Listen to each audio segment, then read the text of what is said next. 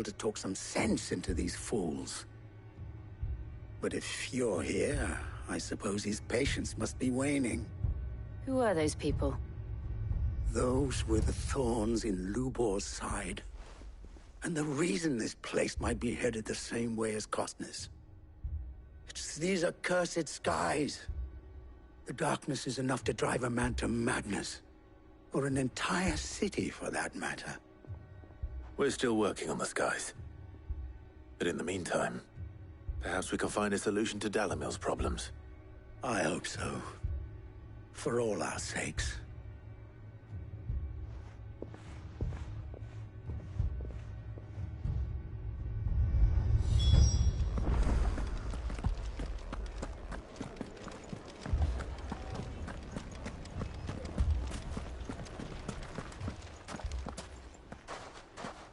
So, you see my predicament?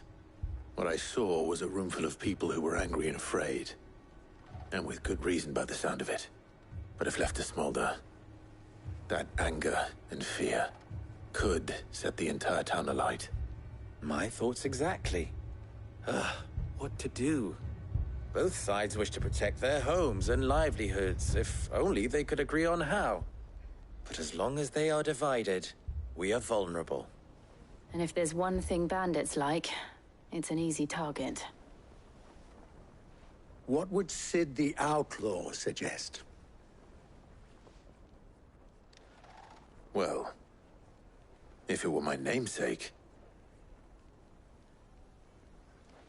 he'd let them choose for themselves, and be on hand to pick up the pieces when it all went wrong. That sounds like a recipe for disaster. A recipe for disaster is precisely what it is. But perhaps that realization would be enough to make them question the ingredients. While it's plain neither Conrad nor Natalie will countenance the other's proposal, it may still be possible to make them doubt their own. Before presenting them with a third option. And that would be? To pool our resources and save the city ourselves. Why fight each other? When all that fear and anger can be directed at the bandits. It appears we have a plan of action. Victor, pay Conrad a visit. See if you can't convince him of his folly. I'll speak with Natalie. As you wish. Your faces are not well known in this town. That may prove useful. Don't worry, Victor and I will do most of the talking. You need only play along. Play along? What he means to say is yes.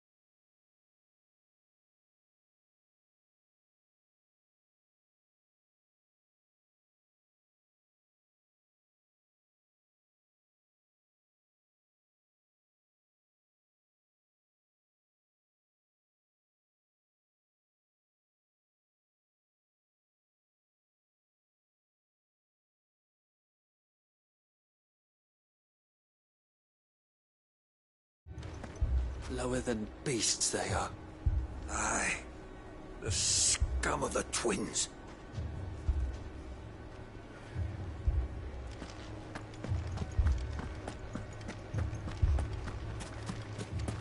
Picture it, Conrad. Your own city guard. With you as captain.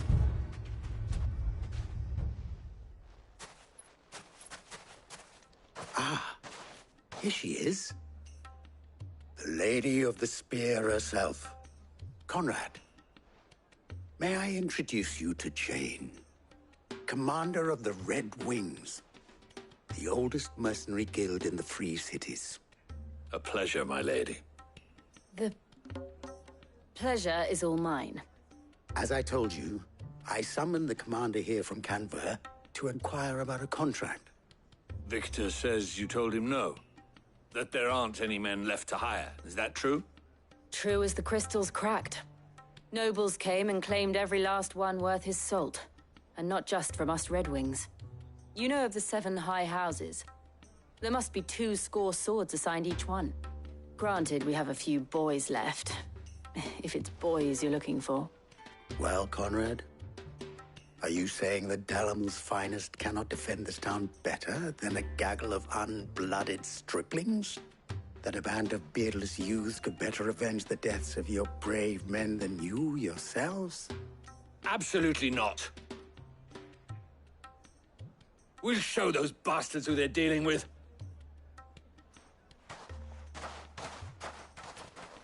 I can't believe that actually worked. Conrad's not what you call the brightest candle in the crypt. And there's a reason why I had you do the talking and not Sid. Well played, my lady.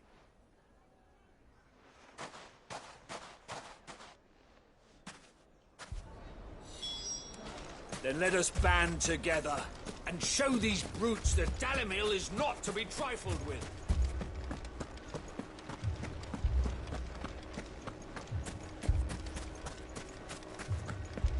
Mummy, I'm scared. If I had my pickaxe, I would... I mean, it may still be possible to buy some. Ah, here he is now. Natalie, allow me to introduce Lord Underhill of Randalar's prestigious League of Merchants. Lord Underhill. At your service. Underhill. I was just telling the good lady of our conversation, my lord, and how you were lamenting the state of the capital's stores. Lubor says that not only are the granaries almost empty, but that war and the Blight mean this season's harvest won't be enough to fill them for winter. Indeed, certainly that is the case. The nobles in the capital are buying up the city's stocks of barley and wine, driving the prices higher than most commoners can afford. It is only a matter of time before the peasants revolt. It is worse than I thought. If what Lord Underhill says is true, I fear we have little hope of supplementing our stores, meager though they regrettably are. And while I applaud your endeavors to dissuade our more bellicose citizens from seeking vengeance, I sense Conrad is not wrong in his assessment of the bandits' likely return. Which means that now, more than ever, we will need to secure what little we still have. Food, weapons, herbs, everything. If our humble town is to endure not only this hardship, but those that are certain to follow, we must stand united. All right. If it will help to protect my home, I'll do it. But you needn't have gone through this charade.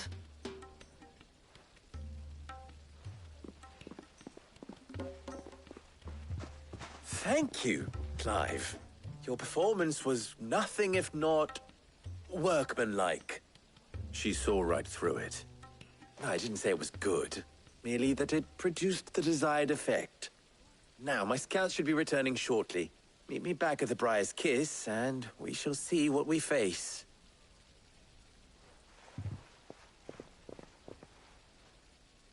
I'm not convinced our roles in this ruse were entirely necessary.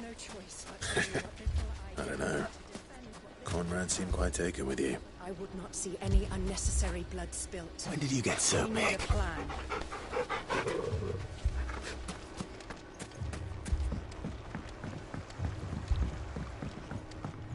My shop.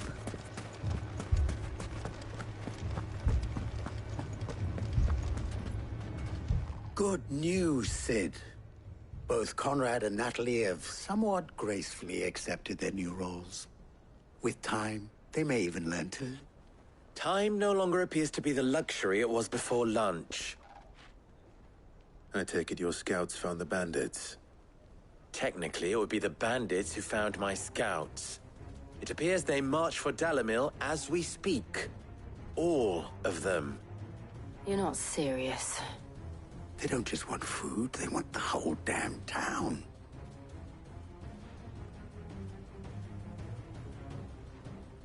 I have a favor to ask. I'm told the bandits march in two groups, one from the south and one from the desert, in a move doubtless intended to stretch our already gossamer-thin defenses. Very well. Jill and I will meet those from the desert. But what of the rest? The rest, my friend, the city shall fight. Together. The stakes, I concede, are high. But if this does not unite Dalamil, nothing will. That is a lot of faith to put into those who had their hands around each other's throats but a moment ago. Then it will be for us to see that their hands are kept occupied. And I do mean us. I thought you might say that. We'll hold them off for as long as we can. And we will do the same.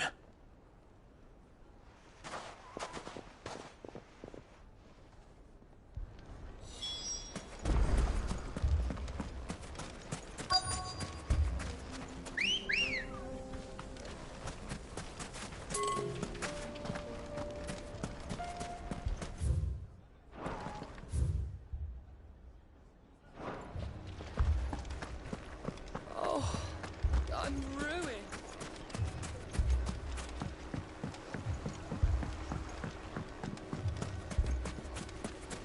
My friends, it is time.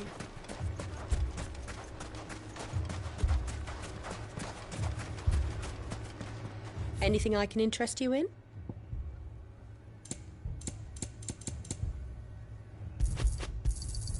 An excellent choice. Here you are.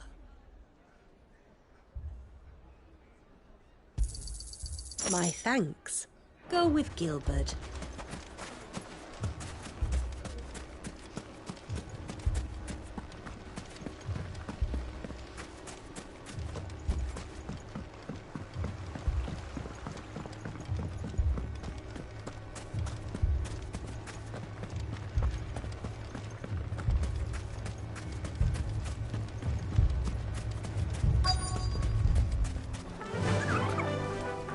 That's better.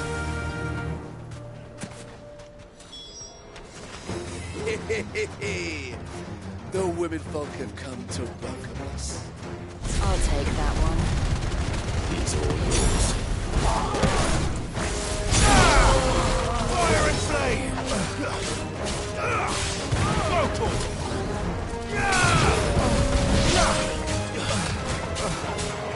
Get him! Sick 'em! They mean to overwhelm us.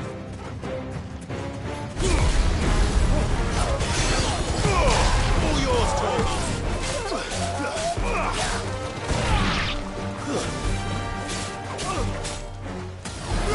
Get him!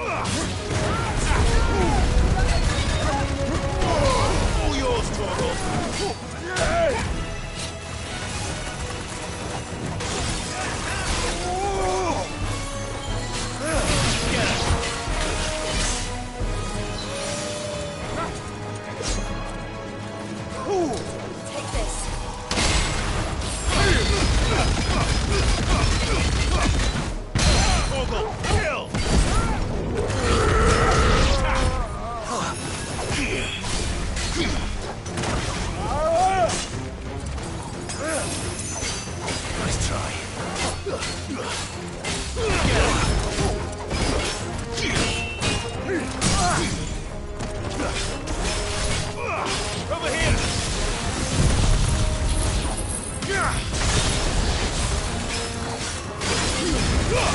All yours!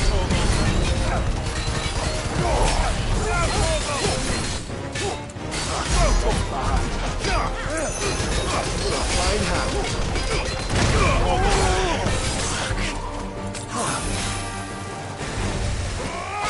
No good.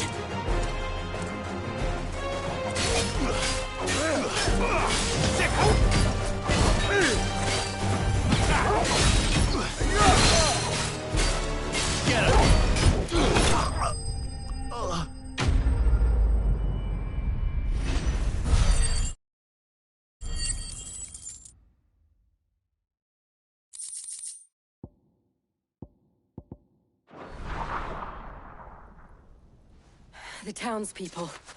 Could they have held out? I don't hear any fighting. What do you think? That we should hurry.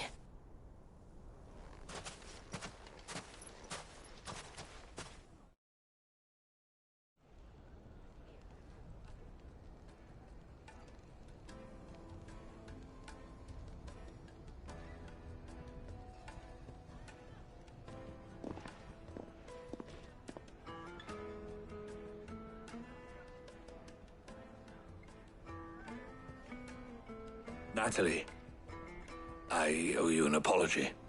You did well out there. The inn would have been lost had you not held the line. Without you, there would have been no line to hold. You saved us, Conrad. You saved Dalamil. We all saved Dalamil.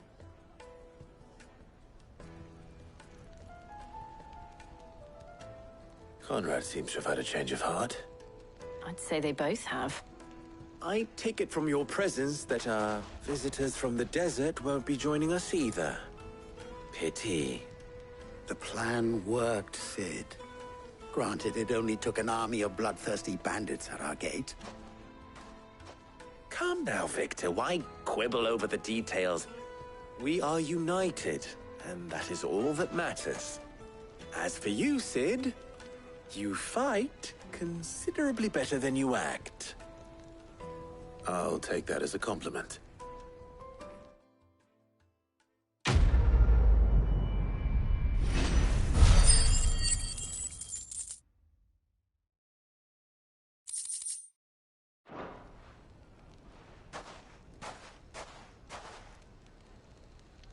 Our friends seem to have things under control. For now, at least. Let's go and put Otto's mind at rest. In a desert full of ne'er-do-wells,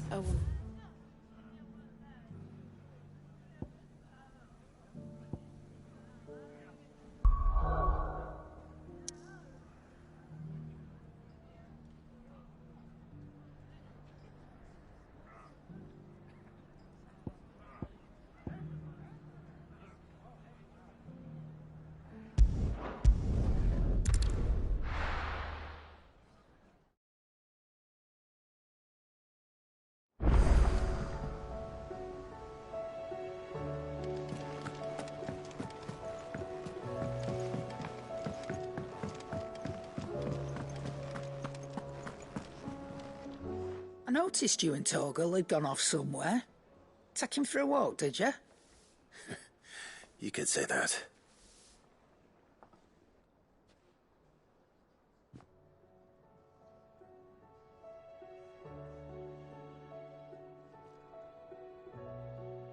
So, Molly's leftovers weren't good enough, eh? That'll teach me for treating you like you're still a pup. All right, no need to shout. Now we know what you're after, I can see about getting some in. Speaking of which, I brought one for later. Can I leave it with you?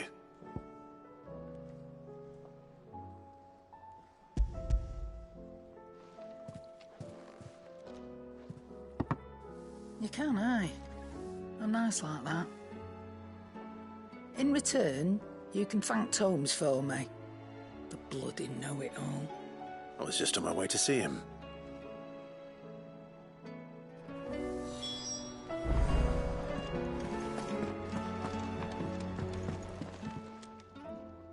Sorry for the wait.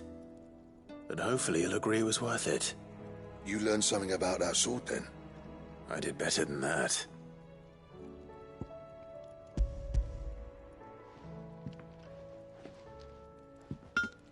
Hey, a whetstone? Yes. But not one you'll find anywhere in Valisthea.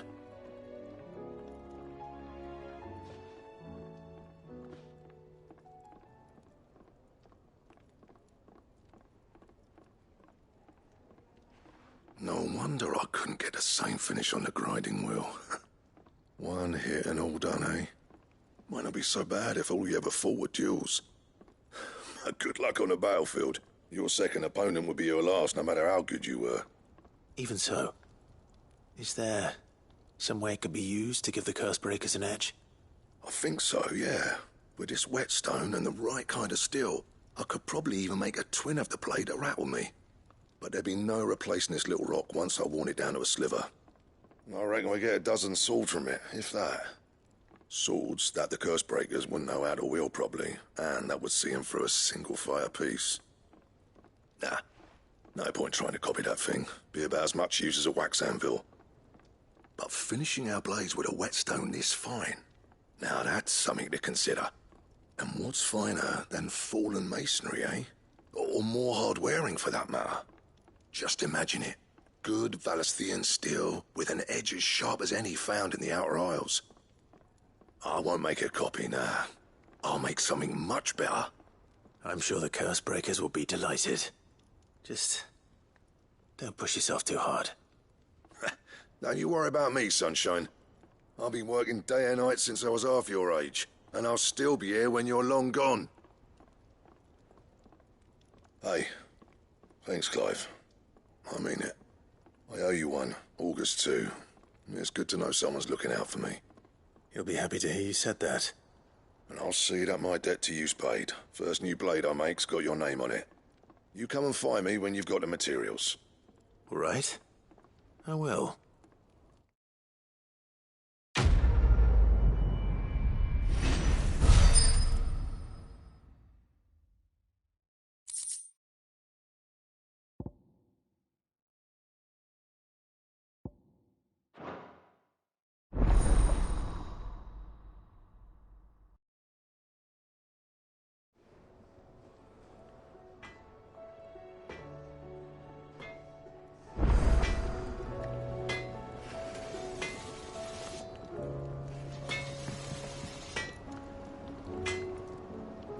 Trouble with your gear, or...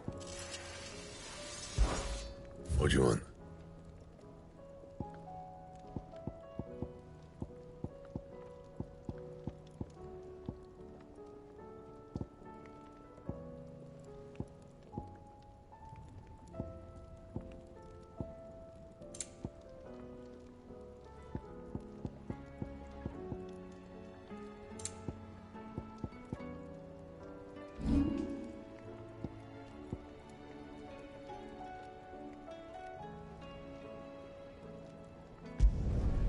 Not my best work, but it'll do. That it? Fine.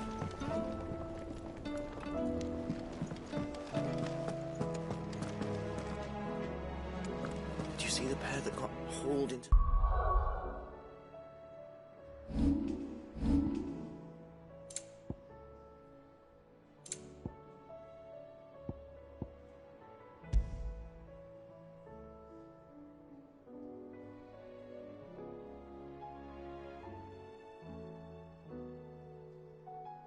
tires?